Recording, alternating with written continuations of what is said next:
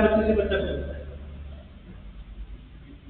Next है encourage participation, reduce बोले ठीक है, चलो बदमाशी को जो भी है, एनकरेज पार्टिसिपेशन मतलब बच्चे को इन्वॉल्व कीजिए। असेंबली होती है, असेंबली में मान लीजिए न्यूज है, टॉपिक है, ठीक है, लेजेंड, बच्चे की टर्न लगाइए। स्टेज, मैं जब पहली बार स्टेज सीखा तो फिर तो मेरे को भी लगा काम है तो मेरे भी काम है, बोलना क्या है। अब यहाँ पे आके क्या बोल रहे हैं, बात तो वही है कि यहाँ पे पॉइंट ठीक है, पॉइंट पे इलेबोरेट करते हैं। ये चीजें प्रैक्टिकल की है मैंने, ये मैंने किया 18-20 साल मैंने ये काम किया, मैंने बच्चे को स्टडी किया। जब ये स्टडी किया है तो इलेबोरेट करने में कोई दिक्कत नहीं है। स्टेज फियर, बच्चे का स्टेज फियर दूर कीजिए। स्टेज फियर तो दूर तब होगा लेकिन जब हमारा होगा, हम खुद ही डरते हैं। तो कब तक, कभी भी अब आप बच्चे को ड्यूटीज लगाइए, हाउस वाइफ ड्यूटी लगती होंगी, ठीक है, न्यूज बोल न्यूज, ये नहीं कि बच्चा बिना देखा पढ़ के बोलिए, क्लास बोलिए, पढ़ के बोलिए, पढ़ के बोलेगा बच्चा कुछ ना कुछ सीखेगा वहां पे पार्टिसिपेशन होगी, ठीक है।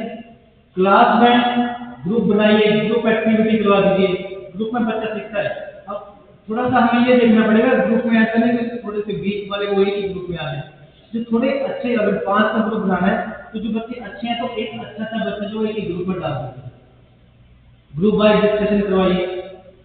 तो समस्या कहाँ है, दिक्कत वही है कि सर स्कूल वाले बोलते हैं सिलेबस कहाँ पहुंचा, समस्या दिक्कत तो वही है। तो सिलेबस करवाने की हम नहीं बोल रहे हैं करवाइए, आप महीने में एक बार एक्टिविटी करवाइए, ठीक है, 15 दिनों में करवा दीजिए। ये चीजें एक्टिविटी बेस पर चलेगी तो बच्चा करेगा, ठीक है। आप हाउस वाइफ जो है वो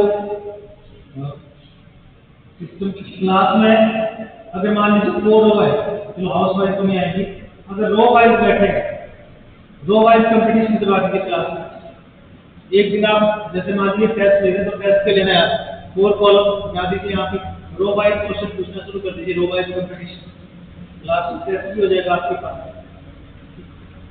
मतलब जवाब देगा, फाइट करेगा, कंपटीशन फाइट करेगा। लेकिन वो मतलब ऐसा नहीं कि हम गाने अपना सब्जेक्ट कैसे चला रहे हैं, टॉपिक है मैथ है, साइंस है, अगर मैथ की बात है तो क्लास में एक फॉर्मूला पूछिए, कंपटीशन में देखिए। हाँ, जब ये सारी चीजें हम एक्टिविटी कर ले रहे हैं, बच्चों को करवा दे रहे हैं, तो रिवार्ड भी रखेंगे। मान लीजिए लास्ट में कोई एक चीज भी स्कूल वालों से मांगे कॉपी हम खुद भी आए, एक रो में कितने बच्चे होंगे, 20 बच्चे होंगे, 20 कॉपी है, एक रिवार्ड दिए, बच्चा खुश हो जाएगा। नहीं आज हमने तो मैथ में कंपटीशन किया, हमारी टीम जीत गई, बस ये एज ए रिवार्ड कॉपी मिलेगी, बच्चा करेगा, क्यों नहीं करेगा।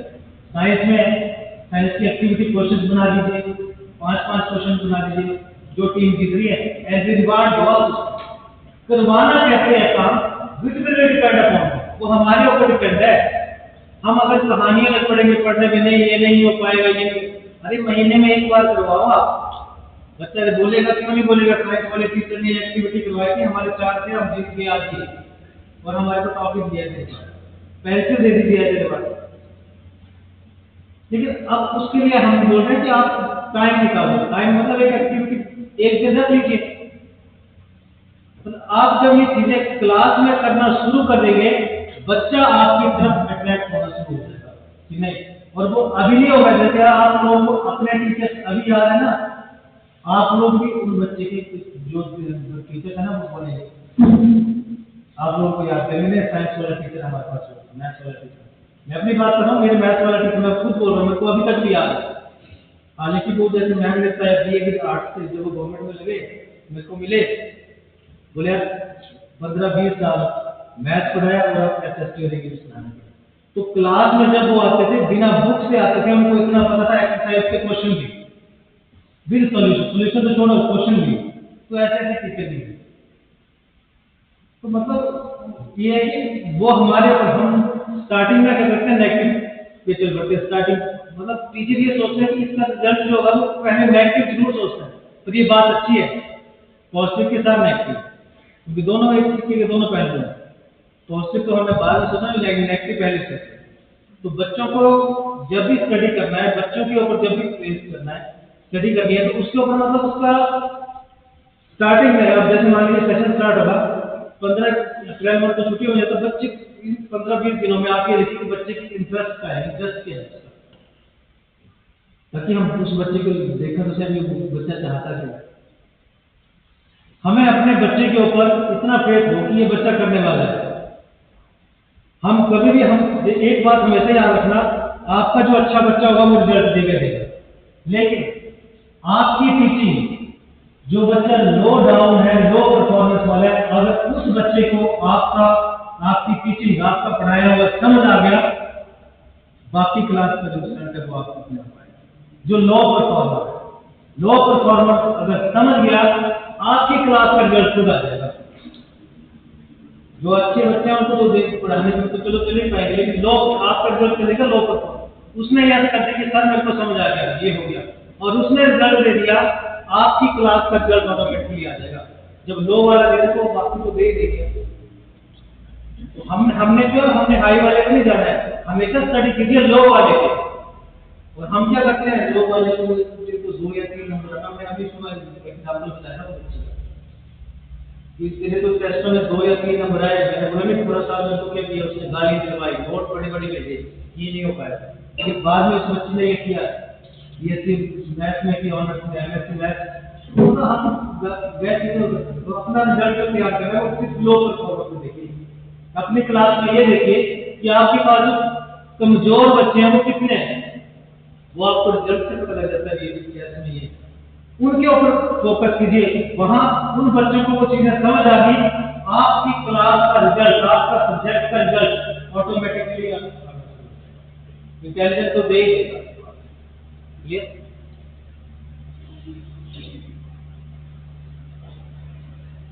ये कुछ टेक्निक्स जो आई थिंक मैंने सुबह भी बताई थी, स्ट्रेस मैनेजमेंट टेक्निक है ना।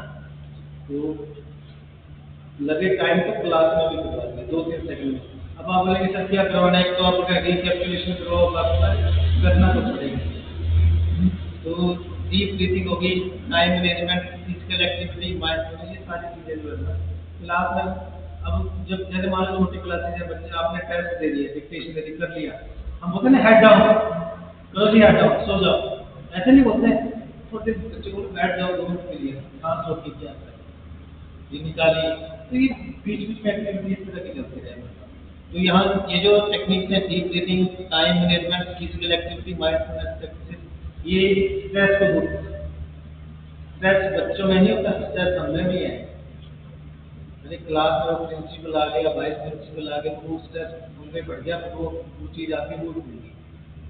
तो बच्चों की तो आप बात अलग है, लेकिन हमारे ऊपर जो स्ट्रेस है, हमें अपने स्ट्रेस को दूर करना है।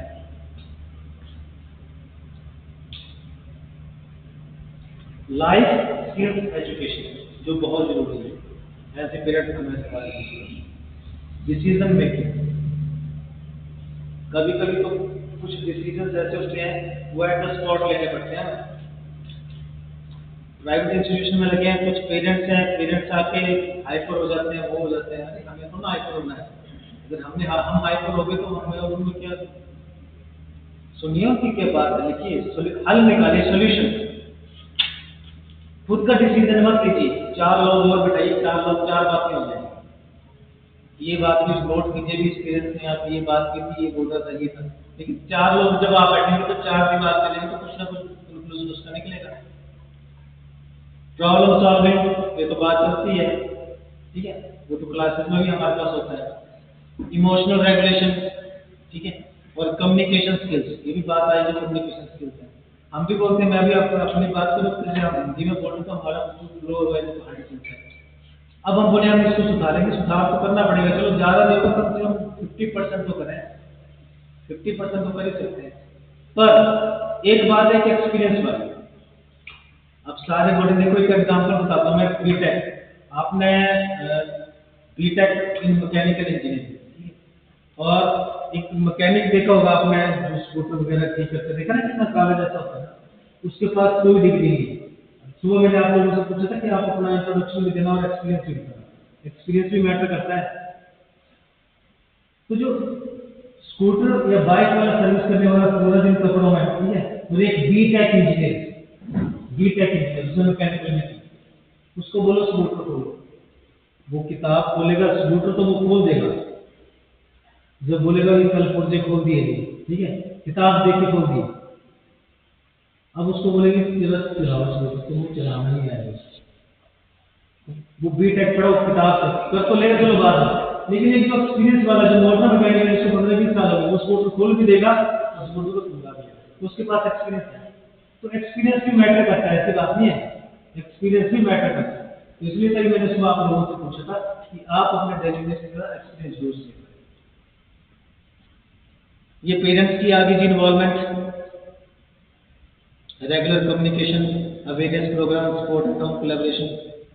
हम भी, हमारे पास जैसे पेटीएम वगैरह होती है, जब पेरेंट्स आते हैं तो हम भी उनके बात, हर एक पेरेंट से साल में 2-3 जो मीटिंग करते हैं, पेरेंट्स को पूछ कीजिए हमारे साथ आते हैं, हम बच्चे के साथ साथ पेरेंट्स की लगता है तो काउंसलिंग हो सकती है, पढ़ सकते हैं उसको, ठीक है।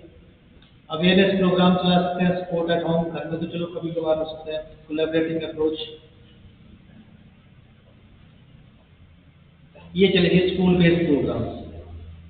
काउंसलिंग सर्विसेज, वो तो चलिए काउंसलिंग तो हम करते हैं ना बच्चों की, अगर मान लीजिए कोई बच्चा कमजोर है, वीक है, तो उसको बताते हैं कि आप ऐसे बताइए, पेरेंट्स के साथ कम्युनिकेशन होती है।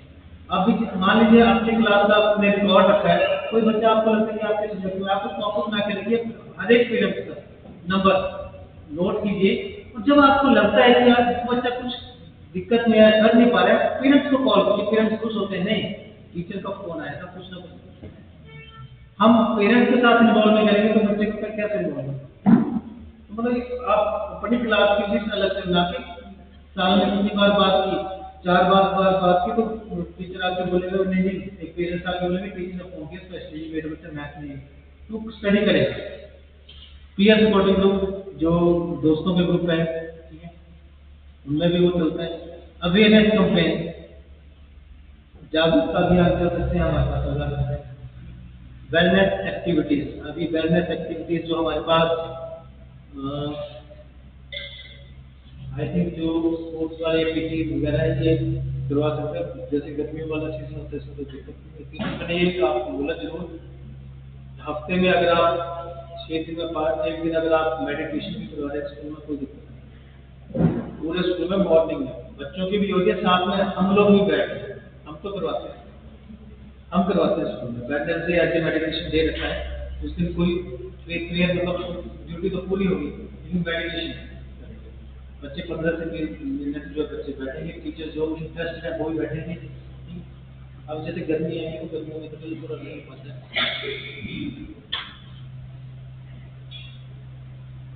ये एक्टिविटी सेशन था जो मैंने अभी सुबह बात की थी कि ग्रुप डिस्कशन को चलो हो गया, रोल प्ले वाली बात की, मैंने अभी एसएसटी का एग्जाम्पल लेके बताया था ना, कि पंचायत को बच्चों को बनाओ जी, दो के एक पंच बन गया, सरपंच बन गया, उससे बच्चे ज़्यादा सीखेंगे। केस स्टडी देखो, आजकल आपने देखा होगा, पहले जब हमने पढ़ी केस स्टडी वाले क्वेश्चन नहीं होते थे, अब तो कम से कम 4-4 12 के समझ के केस बेस्ड क्वेश्चन आ रहे हैं ना आपके पास, ठीक है। तो केस बेस्ड में क्या दे रहा है बच्चे को, पैरा दे रहा है, एक पैरा, उस पैराग्राफ से क्वेश्चंस निकाले और उनका आंसर करना।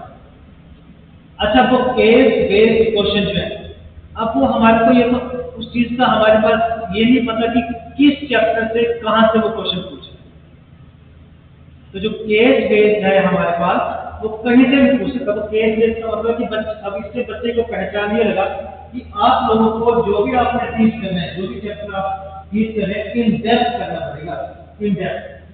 तभी मैंने आप लोगों को बोला कि जब बच्चा वो पढ़ेगा तो उसको क्वेश्चन फ्रेम करने के लिए, ताकि वो आपका केस बेस्ड के लिए तैयार हो। मैंने पहले बोला कि आप अपने बच्चे को छठी क्लास से, सीबीएसई भी यही बात कर रहा है कि अगर आपने अपना बच्चा 10th क्लास में एग्जाम में, बोर्ड एग्जाम में तैयार करना है, आप अपने बच्चे को छठी क्लास से तैयार कर दीजिए। 10th क्लास में जो आपका पेपर पैटर्न है, उस पेपर पैटर्न को 6th क्लास से शुरू कर दीजिए। दिक्कत आएगी आपको, 1 साल दिक्कत आएगी, पेरेंट्स की भी बातें सुननी पड़ेगी, आप लोगों को नंबर कम आए, ठीक है, आप लोगों को थोड़ी मेहनत भी करना पड़ेगी, बच्चा भी तंग होगा भी क्या हो रहा है, लेकिन जब ये बच्चा 10th में जाएगा आपका वो रिजल्ट देगा। रिफ्लेक्शन एक्सरसाइज आ गई हमारे पास, केस स्टडी डिस्कशन करते हैं, एक्शन क्लास लास्ट में एडिशन।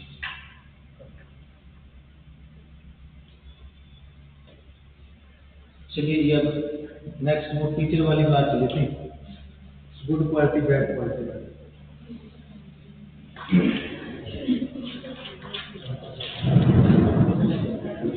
आज आप, मैं तो ये चाह रहा हूँ कि सारे आए ग्रुप से दो तीन लोग आ जाओ, आप ये चीजें एक्सप्रेस करो।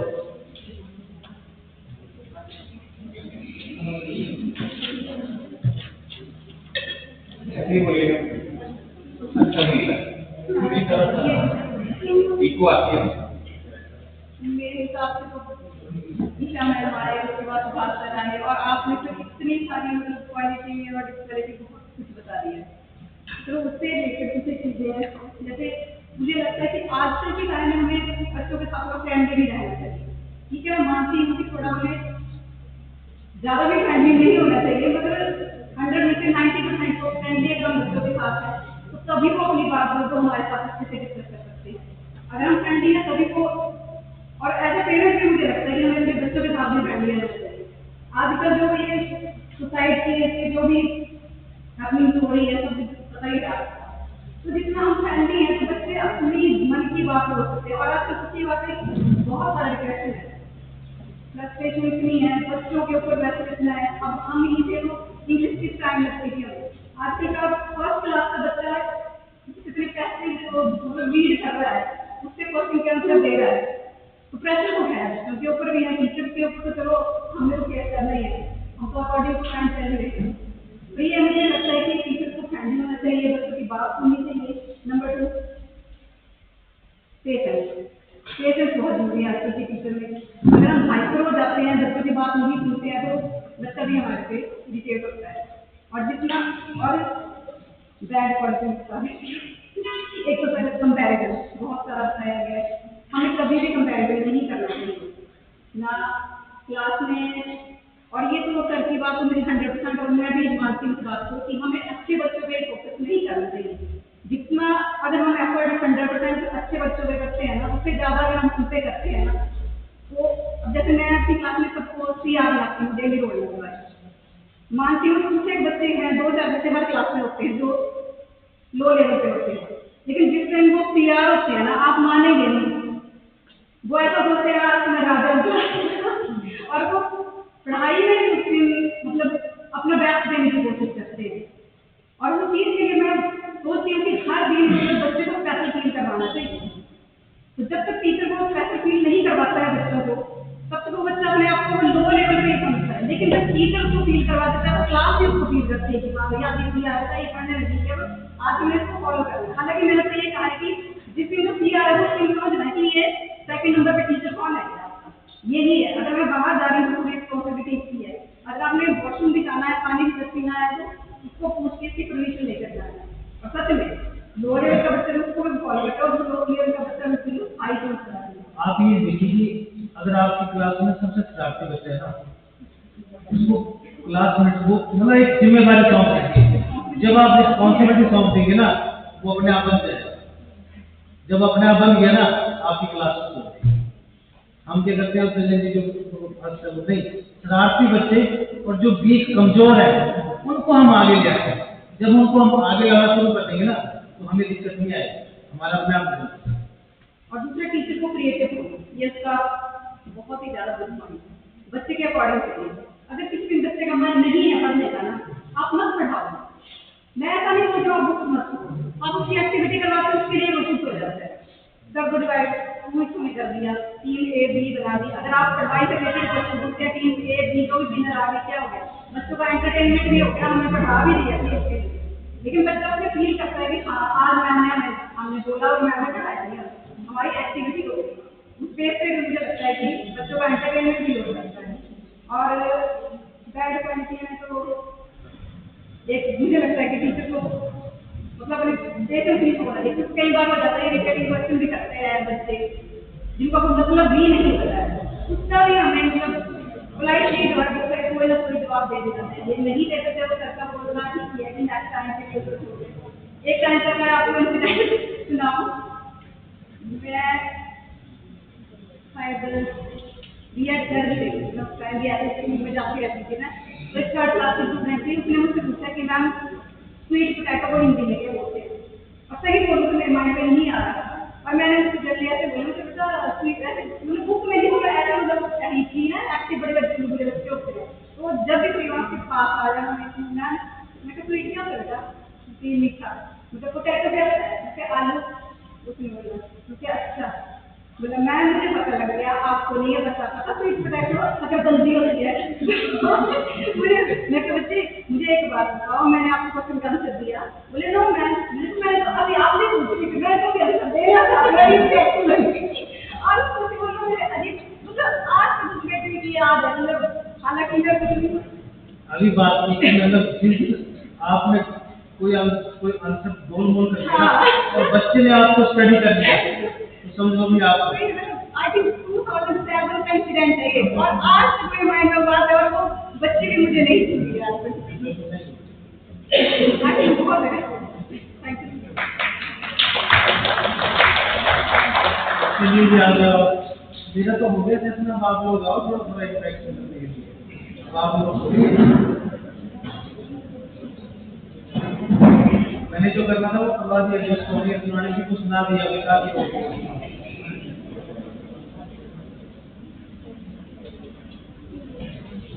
मेरे हिसाब से पहले तो मैं क्लास को हैप्पी करना है।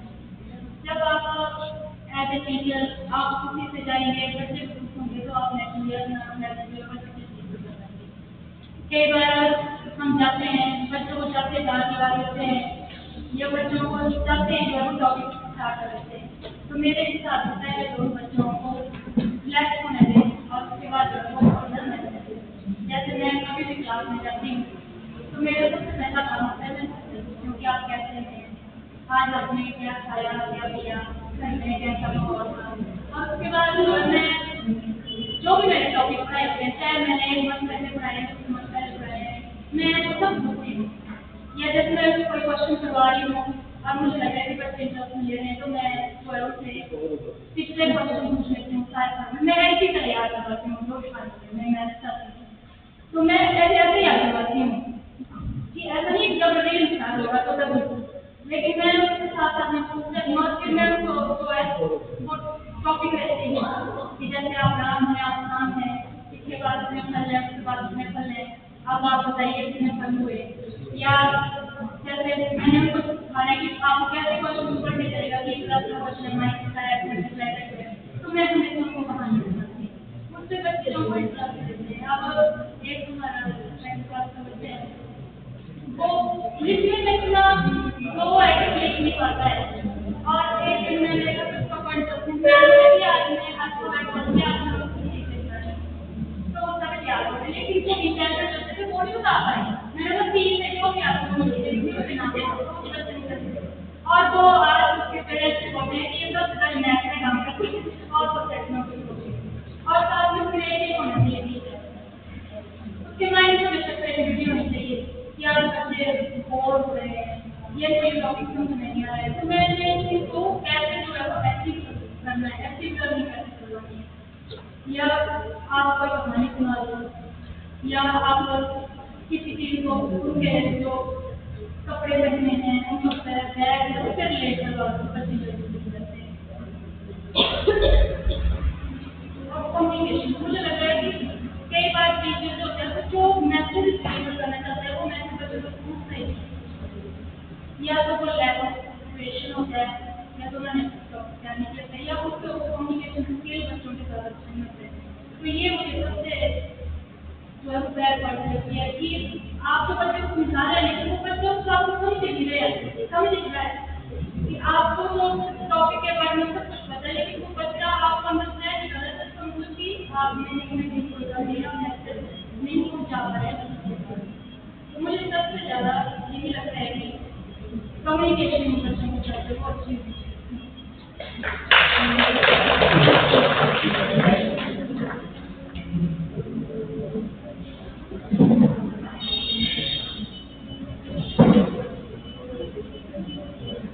कोई और है बता दीजिए कोई और आ जाएगा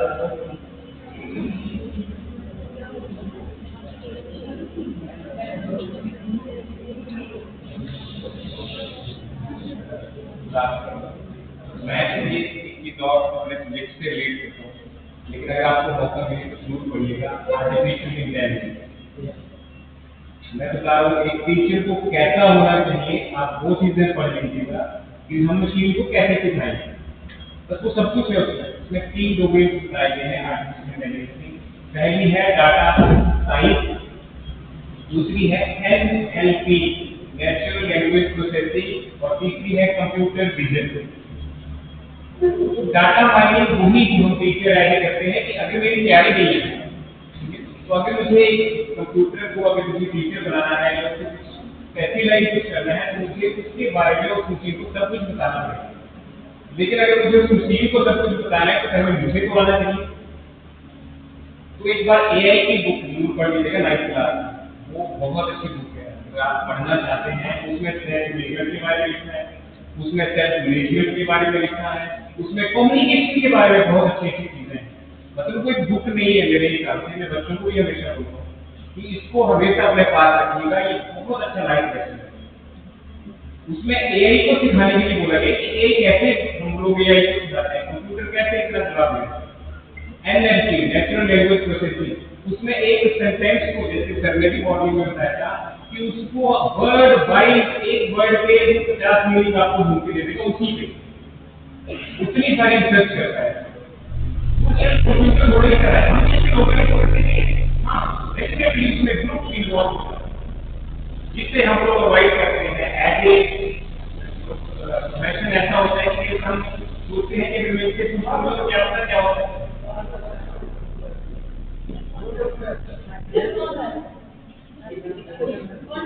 आज तो ऐसा है ना कोई दिक्कत नहीं ऊपर है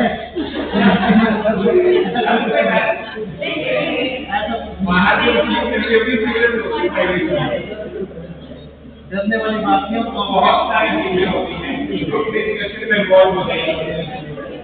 अगर आप मैथमेटिक्स की टीचर हैं तो आपके स्कूल में 3-4 लोग हैं, 5 लोग जो होते हैं कि भी होते हैं, सभी लोग मिलकर बात करेंगे। कई बार हम बाउंड्री ड्रॉ कर देते हैं अपने आप को, या तो हम जाना नहीं चाहते हैं या फिर उनके अंदर किसी को आने नहीं देते।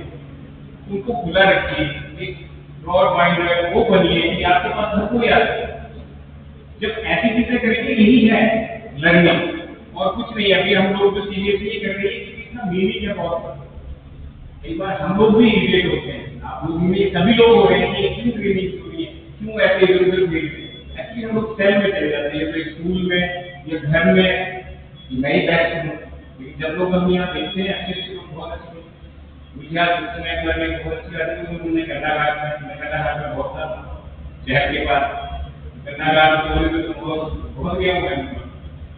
तो हर चीज नहीं पता चलती है, किसी की स्ट्रेंथ वीकनेस जरूरी थोड़ी है इधर उधर घूमे। हमें जो है रोल मॉडल भी हमारे सामने होते हैं और जो नहीं करना है वो हमारे सामने आसपास ही होते हैं सब लोग कि मुझे ऐसा नहीं पढ़ाना है, अच्छा मुझे ऐसा पढ़ाना है, सब कुछ मिल जाता है आसपास। थोड़ा सा हमें देखना पड़ेगा, क्रिटिसाइज नहीं करना है, लेकिन सोचिए अच्छी चीजें हैं बोलेगी, जो नहीं लग रहा है उसको मीटर लगा के ना अपने पास।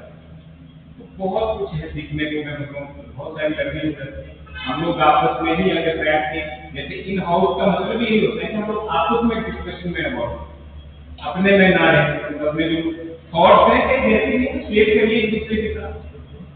अच्छा लग रहा है कभी, बुरा लग रहा है कभी, मैं बच्चे को भी बोलता हूँ मेरी क्लास कि एग्री मत करिए हमेशा, यस डोंट से आप नो भी बोलिए, लॉजिक बोलिए।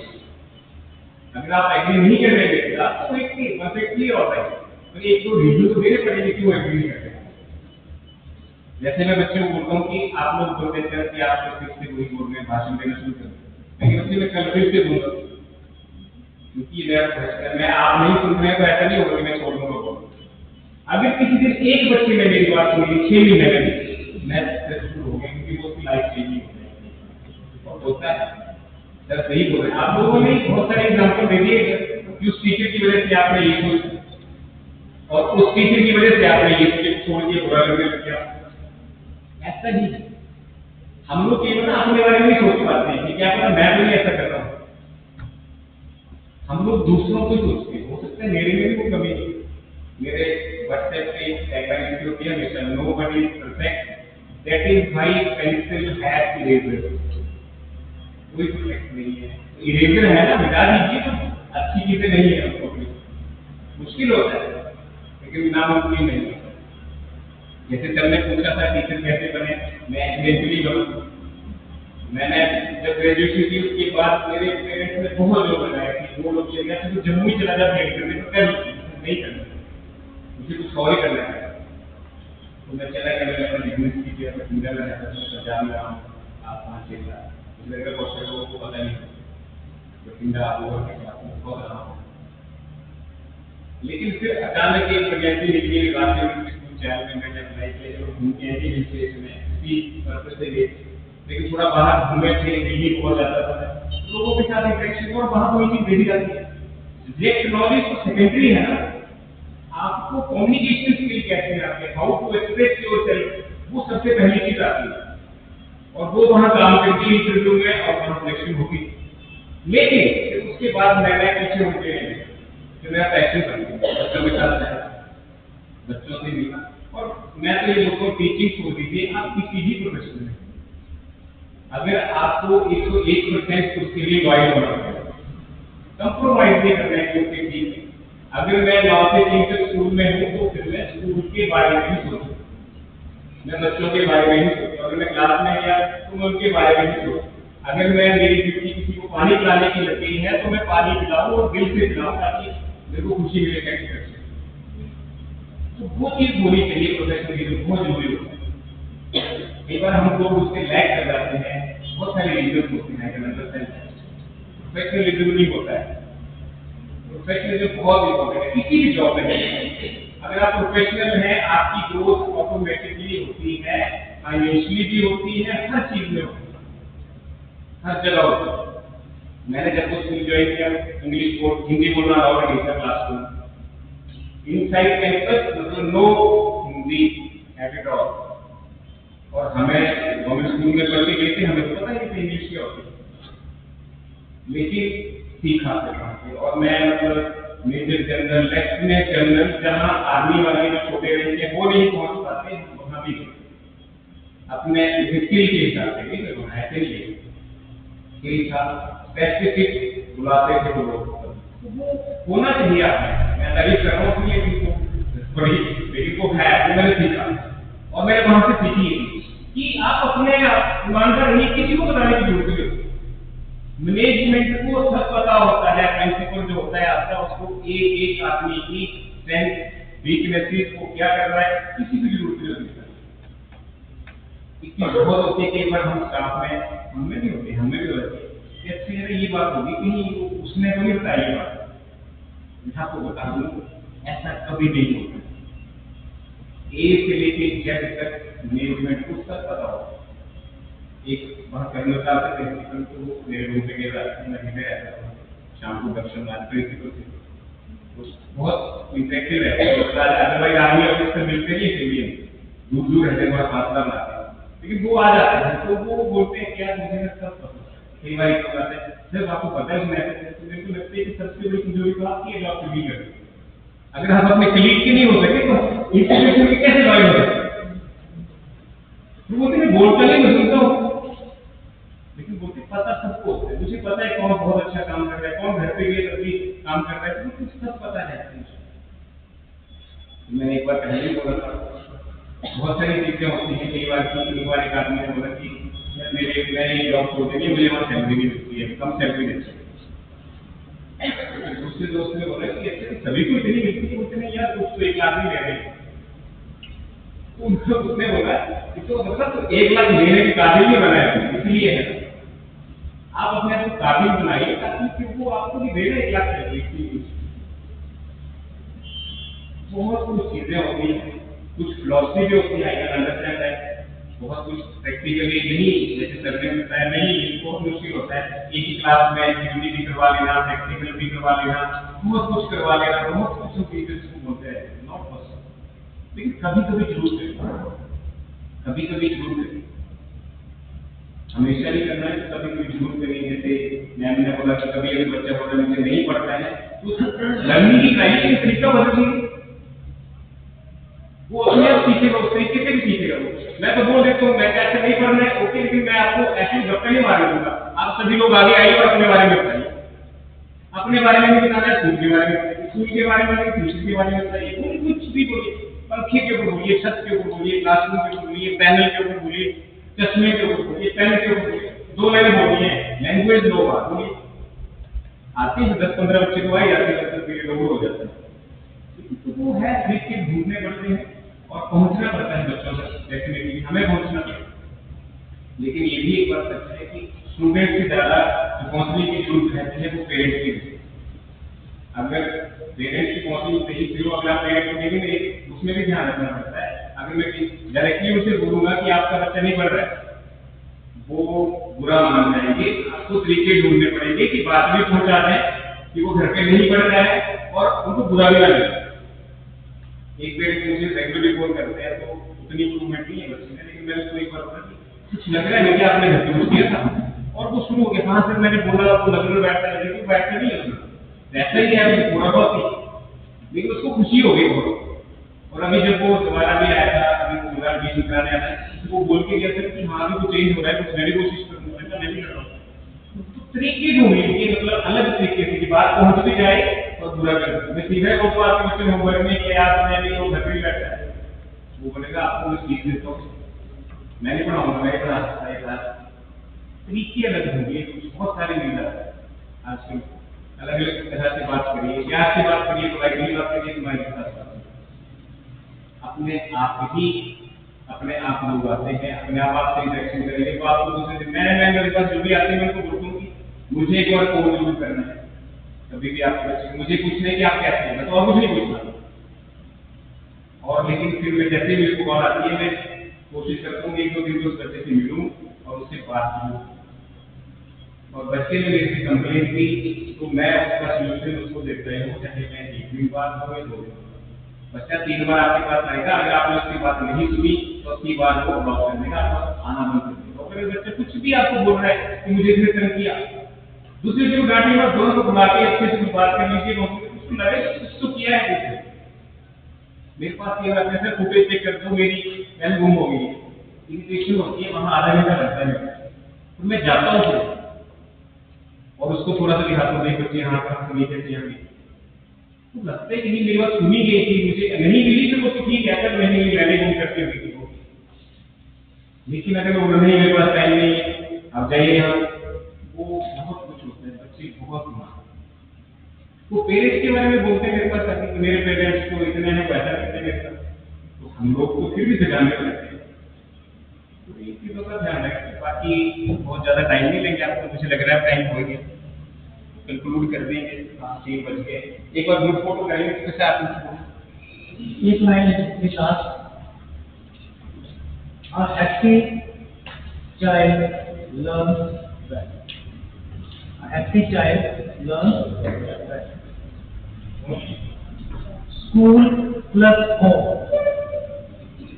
School plus home equal to child well-being. School plus home. School plus home is equal to child well-being. बस ये चीज करते हैं, बाकी बिठा के रखें।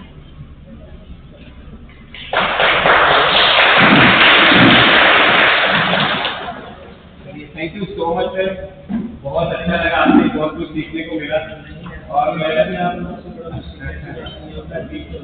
Thank you so much, thank you, take care.